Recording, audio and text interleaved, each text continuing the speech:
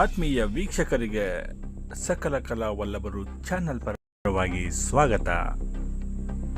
2014 March 21ನೇ ತಾರೀಕು 11 ಗಂಟೆ 45 ನಿಮಿಷಕ್ಕೆ ಒಂದು ಕ್ಷುದ್ರ ಗ್ರಹ ಬಂದು ಭೂಮಿಗೆ ಅಪ್ಪಳಿಸುತ್ತೆ ಅಂತ ಬರೆದವರು ತಾತಯ್ಯನವರಲ್ಲ, ಬ್ರಹ್ಮೇಂದ್ರ ಸ್ವಾಮಿಗಳಲ್ಲ, ನಾಸ್ಟ್ರಡಾಮಸ್ ಅಲ್ಲ, ತತ್ಸುಕಿ ಅಲ್ಲ, ಎಡ್ಗರ್ ಕೇಸಿ ಅಲ್ಲ.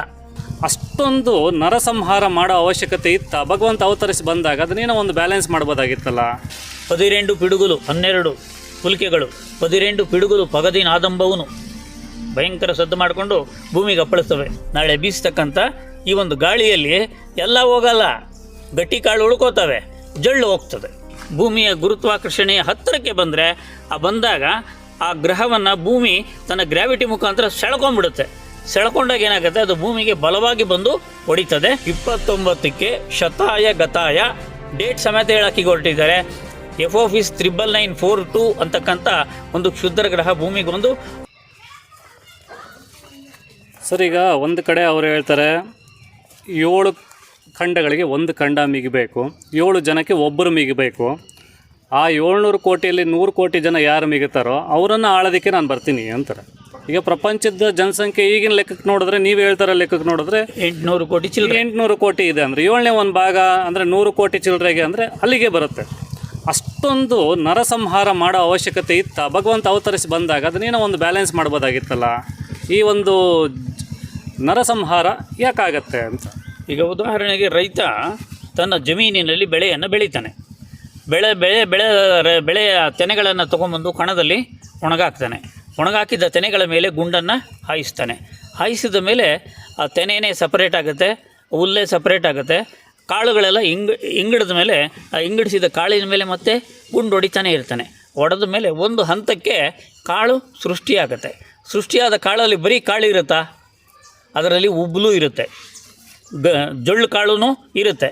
ಅವನೇನು ಮಾಡ್ತಾನೆ, ಒಂದು ದೊಡ್ಡ ಟೇಬಲ್ ಹಾಕ್ಕೊಂಡು ಅದರ ಮೇಲೆ ನಿಂತ್ಕೊಂಡು ಆ ಗಾಳಿ ಬರ್ತಾ ಇರೋ ಗಾಳಿಗಾಗಿ ಕಾದ್ಕೊಂಡಿದ್ದು ಅದನ್ನು ಗಾಳಿಯಲ್ಲಿ ತೂರ್ತಾ ಇರ್ತಾನೆ. ತೂರಿದಾಗ ಬೆಳೆದ ಬೆಳೆ ಗಟ್ಟಿ ಕಾಳೆಲ್ಲನೂ ಒಂದು ಕಡೆ ಶೇಖರಣೆ ಆಗುತ್ತೆ, ಜೊಳ್ಳೆಲ್ಲನೂ ಗಾಳಿಗೆ ಅಲ್ಲಿಗೆ ಹೋಗ್ತದೆ. ನಾಳೆ ಬೀಸ್ತಕ್ಕಂಥ ಈ ಒಂದು ಗಾಳಿಯಲ್ಲಿ ಎಲ್ಲ ಹೋಗಲ್ಲ, ಗಟ್ಟಿ ಕಾಳು ಉಳ್ಕೋತವೆ, ಜಳ್ಳು ಹೋಗ್ತದೆ. ಸರ್, ಇವರ ಒಂದು ಉಲ್ಲೇಖ ತಗೊಂಡ್ರೆ ಪ್ರಳಯ ಅಂದರೆ ಈಗ ಪಂಚಭೂತಗಳೇನಿದೆ, ಆಕಾಶ, ಅಗ್ನಿ, ವಾಯು, ಜಲ, ಭೂಮಿ ಎಲ್ಲ ಕಡೆಯಿಂದನೂ ಈಗ ಭೂಮಿ ಕಂಟಕ ಇದೆ ಅಂತ ಇವರೇ ಸಾರಿ ಹೇಳ್ತಾ ಇದ್ದಾರೆ. ಈ ಥರ ಧೂಮಕೇತು ಬರುತ್ತೆ, ಪ್ರಳಯಗಳಾಗತ್ತೆ, ಜಲಪ್ರಳಯ ಆಗ್ಬೋದು, ಭೂಕಂಪ ಆಗ್ಬೋದು, ಅಗ್ನಿ ವರ್ಷಗಳಾಗ್ಬೋದು, ಇವೆಲ್ಲ ಇಷ್ಟೊಂದು ಆಗತ್ತೆ ಅನ್ನೋವಾಗ ಈಗ ನಡೀತಾರ ವಿದ್ಯಮಾನಗಳು ಅದೇ ಥರ ಇದ್ದಾವೆ. ಯಾವುದೋ ಒಂದು ಧೂಮಕೇತು ಇಷ್ಟರಲ್ಲೇ ಭೂಮಿಗೆ ಅಪ್ಪಳಿಸ್ತಾ ಇದೆ ಅನ್ನೋದನ್ನು ನಾಸಾ ಕೂಡ ಹೇಳಿದ್ದಾರೆ. ಈಗ ಅದು ಎಷ್ಟರ ಮಟ್ಟಿಗೆ ಸಾಧ್ಯತೆ ಕಾಣಿಸ್ತಾ ಇದೆ? ಇವ್ರು ಹೇಳಿರೋದಕ್ಕೂ ಅದು ಒಂದೇನಾ? ಖಂಡಿತ ಅದು ಬರೀ ವೀರಬ್ರಹ್ಮೇಂದ್ರ ಸ್ವಾಮಿಗಳ ಕಾಲಜ್ಞಾನವೇ ಅಲ್ಲ. ಸರಿ, ವೀರಬ್ರಹ್ಮೇಂದ್ರ ಸ್ವಾಮಿಗಳು ಈ ಥರ ಹೇಳಿದಾರಲ್ಲ, ಇದು ಬೇರೆ ಇನ್ಯಾರಾದರೂ ಹೇಳಿದಾರ ಅಂತ ತಗೊಂಡಾಗ ಕೈವಾರದ ತಾತಯ್ಯನವರು 200 ವರ್ಷಗಳ ಹಿಂದಿನ ಒಂದು ಕಾಲಜ್ಞಾನಿ ಅಂತ ಕರೆಸ್ಕೊಳ್ಳತಕ್ಕಂಥ ಕೈವಾರ ತಾತಯ್ಯನವರ 44 ವಚನಗಳಲ್ಲಿ ಒಂದು ಕಡೆ ಅವರು ಹೇಳ್ತಾರೆ, 12 ಪಿಡುಗುಲು 12 ಪುಲ್ಕೆಗಳು 12 ಪಿಡುಗುಲು ಪಗದಿನಾದಂಬವನು ಭಯಂಕರ ಸದ್ದು ಮಾಡಿಕೊಂಡು ಭೂಮಿಗೆ ಅಪ್ಪಳಿಸ್ತವೆ. ಪಗದಿನಾದಂಬವನು ತಲ್ಲಡಿಂಚುನು ಭೂಮಿ ಪರ್ವತములు ಅಡವಿ ಮೃಗములు ಬೆಗಡಿ ಅನ್ನಿಯೂ ಬಯಲು ಸೇರಿ ಮುನ್ನ ಚೋಟುನಿ ಉಂಡು ಒಕ್ಕ ಜಾಮ ವಸುದ ಮೀದನುನ್ನ జలతటాకములని ఒక జలము సరిపీర్చు కరి తురగ వృషభ వంటి బంటు జనులు చెదిరిప్పవురు ಕಾನದವೂನ ಇಟ್ಟಿ ವಿಪರೀತములు ಪುಟ್ಟು ಇಹಮುಲೋನ ಅಂತ ಅವ್ರು ಬರೆದಿರೋ ಒಂದೇ ಒಂದು ವಚನವನ್ನು ಇವತ್ತಿನ ಖಗೋಳ ವಿಜ್ಞಾನಿಗಳು ಜೀರ್ಣಿಸ್ಕೊಳ್ಳೋದಕ್ಕೆ ಆಗ್ತಾ ಇಲ್ಲ. ಅಂದರೆ ಭೂಮಿಗೆ ಉಲ್ಕೆಗಳು ಬಂದು ಅಪ್ಪಳಿಸ್ತವೆ ಅನ್ನೋದನ್ನು 200 ವರ್ಷಗಳ ಹಿಂದೆ ಅಂಥ ಕೈಗಾರಿಕಾ ಕ್ರಾಂತಿ ಏನೂ ಆಗಿರಲಿಲ್ಲ. ಕೈವಾರ ತಾತಯ್ಯನವರ ಸಂದರ್ಭದಲ್ಲೂ ಕೂಡ ಬ್ರಿಟಿಷರು ನಮ್ಮನ್ನು ಆಳ್ತಿದ್ರು, ಅಂಥವ್ರನ್ನು ನೇರವಾಗಿ ಎದುರಾಕೊಂಡಂಥವ್ರು ಕೈವಾರ ತಾತಯ್ಯನವರು. ಅವ್ರು ಬರೆದಿರೋ ವಚನದಲ್ಲಿ ಈ ಅಂಶವನ್ನು ಅವರು ಬರೆದಿದ್ದಾರೆ. ಹಾಗಾಗಿ ಆ ಒಂದು ತಂತ್ರಜ್ಞಾನವೇ ಇನ್ನೂ ಡೆವಲಪ್ ಆಗಿಲ್ಲದೆ ಇರತಕ್ಕಂಥ ಸಂದರ್ಭದಲ್ಲಿ ಅವ್ರು ಹೇಳಿರ್ತಕ್ಕಂಥ ಒಂದೊಂದು ಅಂಶಗಳು ಕೂಡ ಇವತ್ತು ಕರಾರುವಕ್ಕಾಗಿ ನಿಜ ಆಗ್ತಿರ್ತಕ್ಕಂಥದ್ದು ಸತ್ಯ. ಅವರು ಭಾಳ ಸ್ಪಷ್ಟವಾಗಿ ಅದನ್ನು ಹೇಳಿದ್ದಾರೆ, ಉಲ್ಕೆಗಳು ಭೂಮಿಗೆ ಬಂದು ಅಪ್ಪಳಿಸ್ತವೆ ಅಂತ. ಈಗ ವಿಜ್ಞಾನಿಗಳು ಪತ್ತೆ ಮಾಡ್ಕೊಂಡಿದ್ದಾರೆ, ಮಂಗಳ ಮತ್ತು ಗುರುಗ್ರಹದ ಮಧ್ಯೆ ಬ್ಯಾಲೆನ್ಸ್ ತಪ್ಪಿ ಸುತ್ತುತ್ತಾ ಇರತಕ್ಕಂಥ ಕ್ಷುದ್ರ ಗ್ರಹಗಳು ಸಹಸ್ರಾರು ತಪ್ಪಿ ಸುತ್ತುತ್ತಾ ಇರತಕ್ಕಂಥವು. ಅವು ತಮ್ಮ ಸುತ್ತುತ್ತಾ ಇರತಕ್ಕಂಥ ಇದರಲ್ಲಿ ಡಿಫರೆನ್ಸ್ ಆಗಿ ಭೂಮಿಯ ಗ್ರಾವಿಟಿ, ಭೂಮಿಯ ಗುರುತ್ವಾಕರ್ಷಣೆಯ ಹತ್ತಿರಕ್ಕೆ ಬಂದಾಗ ಆ ಗ್ರಹವನ್ನು ಭೂಮಿ ತನ್ನ ಗ್ರಾವಿಟಿ ಮುಖಾಂತರ ಸೆಳ್ಕೊಂಡ್ಬಿಡುತ್ತೆ. ಸೆಳ್ಕೊಂಡಾಗ ಏನಾಗುತ್ತೆ, ಅದು ಭೂಮಿಗೆ ಬಲವಾಗಿ ಬಂದು ಹೊಡಿತದೆ.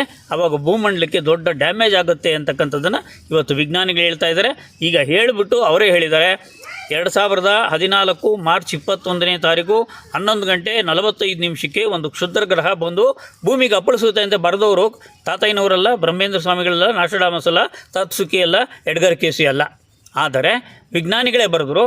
14ಕ್ಕೆ ಬರೆದಿದ್ದು ಆಗಲಿಲ್ಲ, 14ಕ್ಕೆ ಬರೆದಿದ್ದು ಆಗಲಿಲ್ಲ. ಯಾಕೆ ಹಿಂಗೆ ಡೇಟೇ ಕೊಟ್ಟು ಟೈಮೂ ಕೊಟ್ಬಿಟ್ಟು ಹಾಕಿದ್ರಲ್ಲ, 14ಕ್ಕೆ ಆಗಲಿಲ್ವಲ್ಲ ಅಂತ ಎಲ್ಲರೂ ಎದುರು ನೋಡೋ ಸಮಯದಲ್ಲಿ ಅದನ್ನು ಇಲ್ಲ, ನಾವು ಅದು ಬರ್ತಾ ಇರೋ ಸ್ಪೀಡನ್ನು ಲೆಕ್ಕಾಚಾರ ಹಾಕೋದ್ರಲ್ಲಿ ಎಡವಿದ್ದೀವಿ, ಅದು ಬರ್ತಾ ಇರೋ ಸ್ಪೀಡು ಈ ಥರ ಇದೆ, ಅದು 19ಕ್ಕೆ ಹೊಡೆಯೋ ಸಾಧ್ಯತೆ ಇದೆ, ಅದು ನಿಖರವಾಗಿ ಹೇಳಿಲ್ಲ, ಸಾಧ್ಯತೆ ಇದೆ ಅಂದರು. 19 21ಕ್ಕೆ ಹೋಯ್ತು, 21 ಹೋಗಿ ಇವತ್ತು 25ರಲ್ಲಿ ಇದ್ದೀವಿ. ಈಗ 29ಕ್ಕೆ ಶತಾಯ ಗತಾಯ ಡೇಟ್ ಸಮೇತ ಹೇಳೋಕ್ಕೆ ಹೊರಟಿದ್ದಾರೆ.